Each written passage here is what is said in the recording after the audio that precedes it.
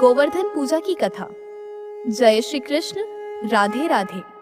आज कार्तिक मास के शुक्ल पक्ष की प्रतिपदा तिथि है और आज ही के दिन गोवर्धन पूजा का पर्व मनाया जाता है। कुछ स्थानों पर इसे अन्नकूट के नाम से भी जाना जाता है।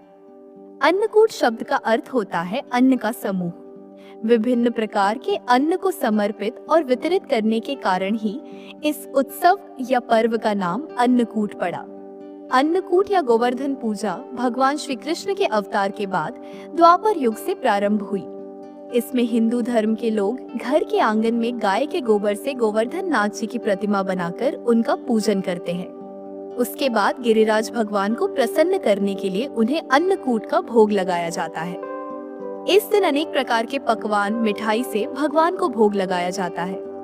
इस दिन धन दौलत, गाड़ी, अच्छे मकान के लिए श्री कृष्ण जी और माता लक्ष्मी को प्रसन्न किया जाता है ताकि नौकरी या व्यापार में खूब तरक्की मिल सके। तो आज मैं आपको सुना रही हूँ गोवर्धन पर्व की बड़ी ही दुर्लभ कथा। तो इन कथाओं को बड़ी ही श्रद्धा और प्रसन्न चित्त मन से पूरा अवश्य सुनिएगा। इन कथाओं को सुनने से मनुष्यों की सभी मनोकामनाएं पूर्ण हो जाती हैं। भगवान की गोवर्धन लीला के समय जब इंद्रदेव वर्षा और विनाश का तांडव करके थक गए, वह वृंदावन और वृंदावन वासियों का कुछ भी अहित नहीं कर पाए, तब वह बहुत लज्जित हुए। वह भगवान की लीला और उनकी शक्ति को पहचान चुके थे। उनका अभिमान चूर चूर हो चुका था। वह भगवान से अपने कृत्य के लिए क्षमा मांगने की सोच रहे थे, किंतु साहस नहीं कर पा रहे थे। तभी आकाश मार्ग में तेज प्रकाश उत्पन्न हुआ और घंटियों की मधुर ध्वनि गूंजने लगी।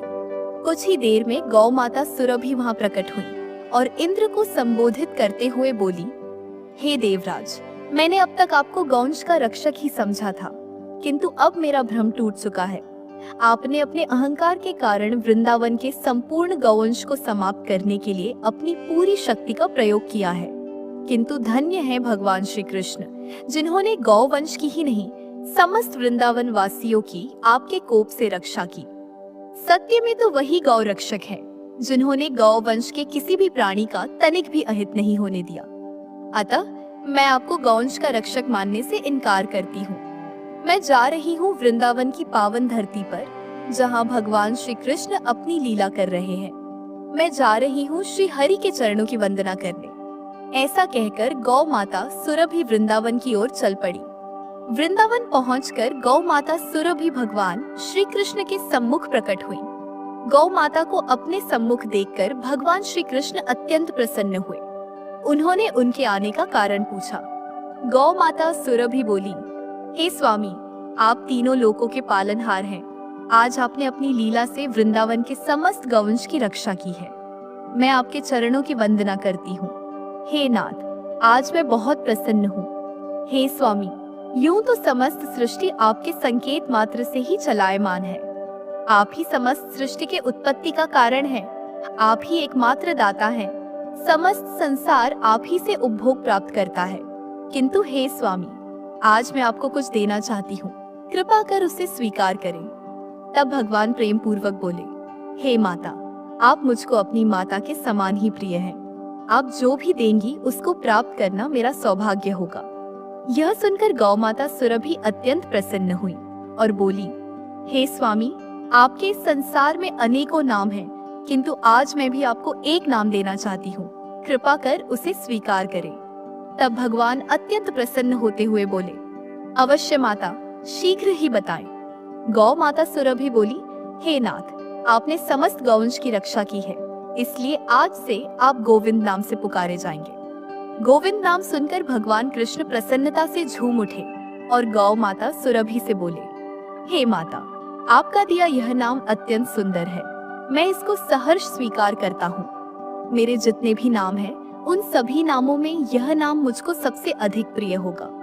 मैं आपको वचन देता हूँ कि आज से मेरा जो भी भक्त मुझको गोविंद नाम से पुकारेगा, उसके सभी दुख मैं स्वयं ही हरण करूंगा। भगवान और गौ माता सुरभि के मध्य यह वार्तालाप चल ही रहा था। तभी वहाँ देवराज इंद्र भी आ पहुँचे। उन्होंने भगवान से अपने अपराध के लिए क्षमा मांगी और गोविंद नाम से भगवान की वंदना की। भगवान ने प्रसन्न होकर इंद्र को क्षमा कर दिया। तत्पश्चात देवराज इंद्र और गौ माता सुरभि ने प्रभु से विदा ली। इस प्रकार मेरे ठाकुर जी का एक और नाम पड़ा, गोविंद। क्योंकि भगवान श्री कृष्ण को गायों से विशेष स्नेह था, अतः सुरभि माता द्वारा दिया गया यह गोविंद नाम भगवान को अत्यंत प्रिय है। जो भी भक्त भगवान को गोविंद नाम से पुकारता है, भगवान उसकी प्रार्थना को इस प्रकार स्वीकार करते हैं जैसे गौ माता उनको पुकार रही हो। इसलिए भगवान के जिस भी भक्त को भगवान का आश्रय प्राप्त करना हो, उसे जीवन के प्रत्येक क्षण में गोविंद गोविंद नाम रटते रहना चाहिए। आइए अब गोवर्धन पर्व की दूसरी कथा को सुनते हैं। कथा के अनुसार देवराज इंद्र को अभिमान हो गया था और इंद्र का अभिमान चूर करने हेतु भगवान श्री कृष्ण, जो स्वयं लीलाधारी श्री हरि विष्णु के अवतार हैं, उन्होंने एक लीला रची। प्रभु की इस लीला में यूं हुआ कि एक दिन उन्होंने देखा कि सभी ब्रजवासी उत्तम पकवान बना रहे हैं और किसी पूजा की तैयारी में जुटे हैं। भगवान श्री कृष्ण जी ने बड़े भोलेपन से मैया यशोदा से प्रश्न किया, मैया, यह आप लोग किनकी पूजा की तैयारी कर रहे हैं? कृष्ण जी की बातें सुनकर माता यशोदा बोली, लल्ला, हम देवराज इंद्र की पूजा के लिए अन्नकूट की तैयारी कर रहे हैं। माँ के ऐसा कहने पर भगवान श्री कृष्ण जी बोले, माँ, हम इंद्र की पूजा क्यों करते हैं? मैया ने कहा, वह वर्षा करते हैं, जिससे अन्न की उपज होती है, उनसे हमारी गायों को चारा मिलता है। भगवान श्री कृष्ण जी बोले, हमें तो गोवर्धन पर्वत की पूजा करनी चाहिए, क्योंकि हमारी गाय वहीं चरती है। इस दृष्टि से गोवर्धन पर्वत ही पूजनीय है और इंद्र तो कभी दर्शन भी नहीं देते हैं, वह पूजा न करने पर क्रोधित भी होते हैं। अतः ऐसे अहंकारी की पूजा नहीं करनी चाहिए। लीलाधारी की लीला और माया से सभी ने इंद्र के स्थान पर गोवर्धन पर्वत की पूजा की। देवराज इंद्र ने इसे अपना अपमान समझा और मूसलाधार वर्षा आरंभ कर दी। प्रलय के समान वर्षा देखकर सभी ब्रजवासी भगवान कृष्ण को कोसने लगे कि सब इनका कहाँ मानने से हुआ है। तब मुरलीधर ने मुरली कमर में डाली और अपनी कनिष्ठा उंगली पर पूरा गोवर्धन पर्वत उठा लिया और सभी ब्रजवासियों को उसमें अपने गाय और बछड़े समेत शरण लेने के लिए बुलाया। इंद्र कृष्ण की यह लीला देखकर और क्रोधित हुए, फलस्वरूप वर्षा और तेज हो गई। इंद्र का अभिमान भंग करने के लिए तब श्री कृष्ण ने सुदर्शन चक्र से कहा कि आप पर्वत के ऊपर रहकर वर्षा की गति को नियंत्रित करें, और शेषनाग से कहा कि आप मेड़ बनाकर पानी को पर्वत की ओर आने से रोकें।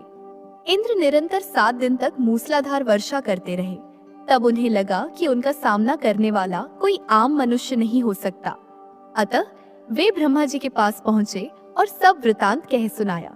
ब्रह्मा जी ने इंद्र से कहा कि आप जिस कृष्ण की बात कर रहे हैं, वह भगवान विष्णु के साक्षात अंश हैं और पूर्ण पुरुषोत्तम नारायण हैं।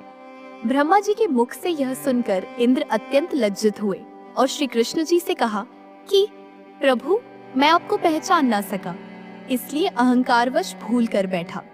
आप दयालु हैं और कृपालु भी, इसलिए मेरी भूल को क्षमा करें।